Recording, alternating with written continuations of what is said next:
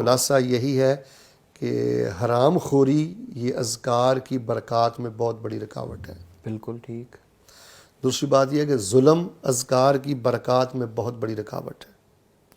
تیسری بات ہے دل کا بغض، اس سے انسان اذکار سے مراد یہ اذکار بھی ہیں، سبحان اللہ والحمد للہ ولا الہ الا اللہ، ذکر سے مراد نماز بھی ہے اور تلاوت بھی ہے. بالکل.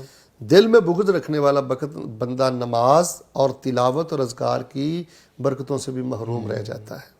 بالکل ٹھیک. اور چوتھی بات یہ ہوئی ہے کہ بے حیا انسان جس کے نجائز تعلقات ہیں، زنا کرتا ہے یا اس کے خفیہ معاملات ٹھیک، پرائیویسی اس کی ٹھیک نہیں ہے، غیرت کے منافی ہے اس کی پرائیویسی، تو ایسا بندہ تو اللہ کے ہاں بڑا ہی مبغوض ہے، اللہ اکبر. بہت بغض ہے.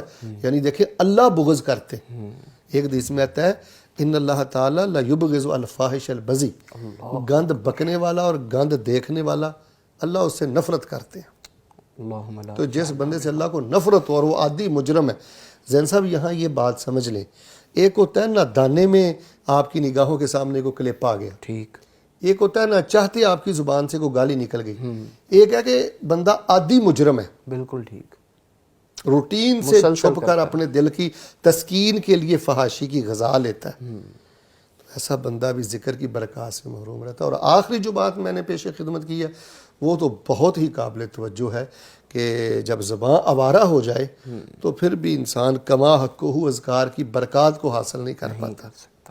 یہ حواجز ہیں، یہ رکاوٹیں ہیں، یہی وجہ ہے کہ ہمیں معاشرے میں نتیجہ نہیں مل رہا. ایک طبقہ تو بالکل ذکر کرتا ہی نہیں ہے، وہ اپنی خرابیوں کی وجہ سے ذکر کی توفیق ہی ان سے سلب کر لی گئی ہے، چھین لی گئی ہے.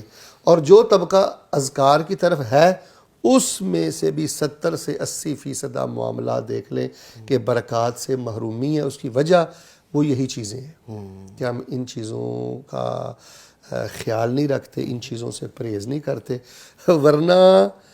ورنہ تو یہ جینے کا لطف آتا ہے جی اگر انسان ان چیزوں کو اچھی طرح سمجھ لے اور زبان پہ اللہ کا ذکر ہو. دنیا ایک جنت کا سما پیش کرتی ہے اور جنت کی خوشبوئیں آتی ہیں، فرشتے جو ہیں مصافحہ کرتے ہیں، اللہ تعالیٰ بندے کو مستجاب الدعوات بنا دیتے ہیں. یقین کریں اذکار میں ایک مٹھاس ہے، بالکل ٹھیک. وہ مٹھا جس کو لگ جائے تو ان چیزوں کے قریب جانے کو جی نہیں چاہتا، بلکہ آپ حیران ہوں گے اذکار میں تو اتنی تاثیر ہے، یہ ناظرین کے لیے اتنا قیمتی جملہ ہے کہ شاید وہ کبھی بھی اس کی قیمت ادا نہ کر پائیں.